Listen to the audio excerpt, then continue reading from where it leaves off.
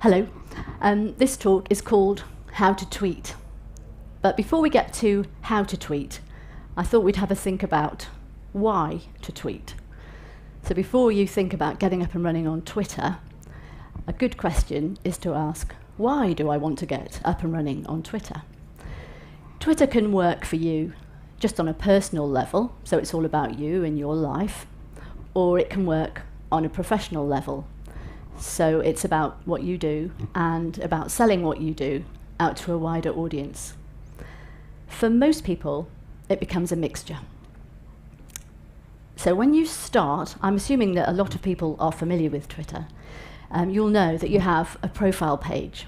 And this is your way of writing an invitation out to anyone who happens to come across it.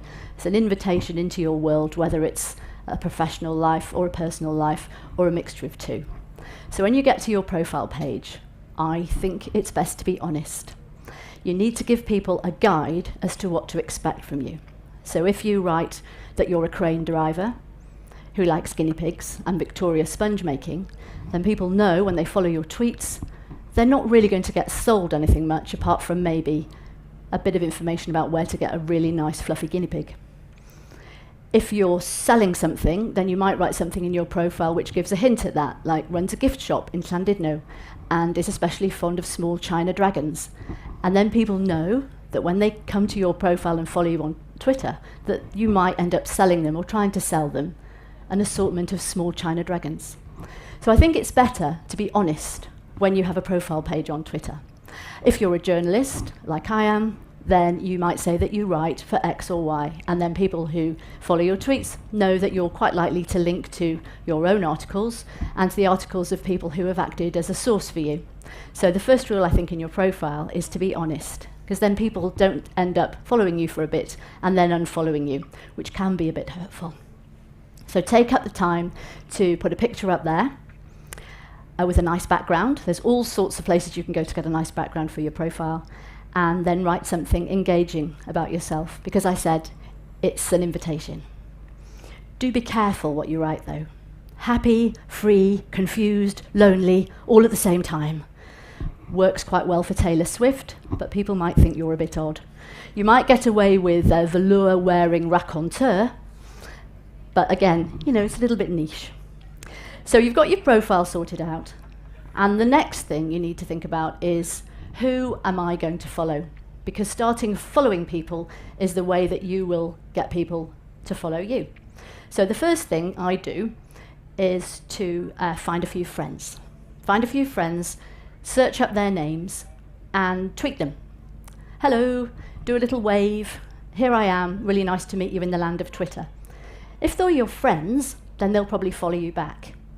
If they don't follow you back, it's best to take that up with them in the pub and not on Twitter, because you're in a reputation for being difficult and no one will follow you at all. So you've got a few friends lined up and you don't look like Johnny No Mates on Twitter. That's good. You've got a dozen, half a dozen or so, and off we go. The next thing you need to do is think about the people that you're interested in. So if you're a journalist like me, you follow other journalists that you admire, or you'd like to get to know a bit about where they get their sources, where they get their stories from. So you start following them. Now, don't immediately expect that all those journalists are going to start following you back, because they don't know who you are.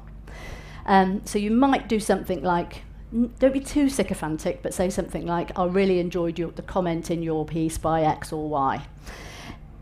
If you are too sycophantic, you become like that sad person in the playground who's trying to get in with the more popular girls. So it's best to kind of stay on the edge of the circle and flick your hair a little bit and smile nicely. And then eventually you might find that they start to follow you because they like the fact that you've taken an interest in what they're writing about.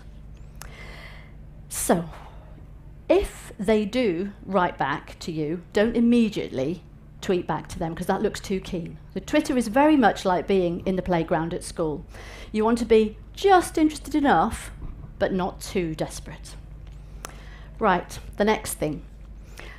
If you don't know any interesting people on Twitter, or if you want to find out interesting people that you don't know they exist, if that makes sense, then follow some of the people who are following the people that you're interested in. Yeah? And then you can always unfollow them if they turn out to be a bit strange.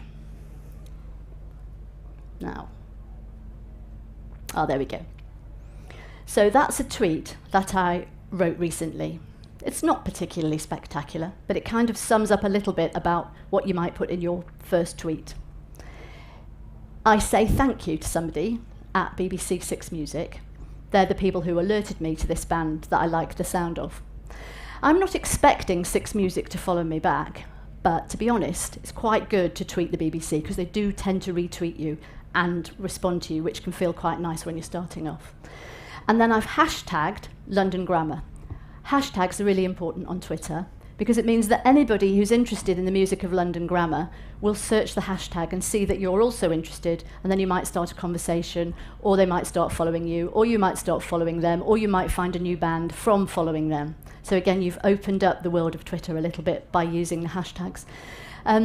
I've put hashtag hair there as well because it may be that people who are interested in hair and amusing comments about hair will then have a look at that tweet and open it up, and they'll be taken further into the exciting world of hair that London Grammar do experiment in. I'll show you that slide in a minute.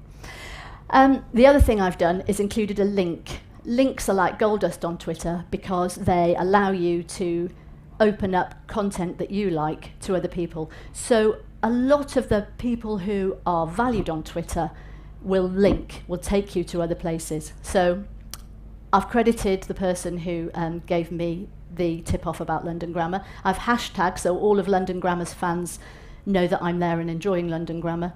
And I've got a bit of a joke in there about hair, and I've got a link. So that's not a bad tweet, really. The other thing that you need to do is take the time to write your tweets properly.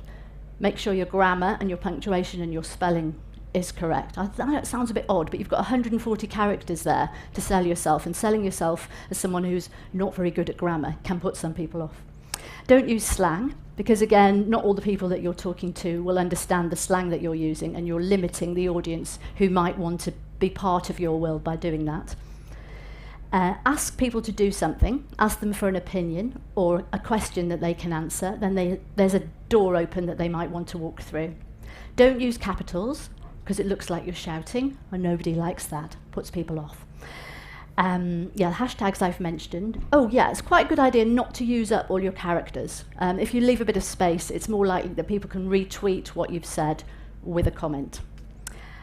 Source your content. Always say thank you to the person that's tipped you off, either by using something called HT, capitals, which is hat tip. In Twitch, I tip my hat to you, thank you very much for alerting me to that bit of content. Or just say thank you, or via, and then write in their handle. I've written in at Six Music, their Twitter handle, so I'm crediting them and thanking them for alerting me to London Grammar. Photos are really good. People will often click on something. You really want to see what this hair looks like. I know you do, so I'm not going to... Look at the hair. The hair's great. Do you want another look at the hair? More hair? I love London Grammar. They are actually very good. So the etiquette of Twitter, just to recap. Hat tip, so you're going to credit people for having alerted you to the content. Always reply to people. If people get in touch with you, it's really polite to recognise that they've taken the time to say hello to you. And when you get new followers, it's nice to sort of say, oh, hello, thanks for following me, I hope I'm not too dull. That's another thing that people like on Twitter. And it sounds obvious, but don't be rude on Twitter. It's not funny, and it's rarely clever. And you can't get away with it. People see you as rude. It's like an email, if you like. It's very difficult to explain the emotion in a tweet. So hard to be rude without coming across as rude. So don't be rude. And if you violently disagree with somebody, it's usually best to step away from your screen and violently disagree in your own personal space and then re-engage on Twitter, because only you will come across badly in that. The most important rule for me is don't say anything on Twitter that I wouldn't say in a newspaper or broadcast on the radio. If you won't say it there, don't say it on Twitter. Be professional. And yes, just one thing to finish with is if you haven't heard London Grammar, they are really very good, and I do want to finish by crediting them. Thank you.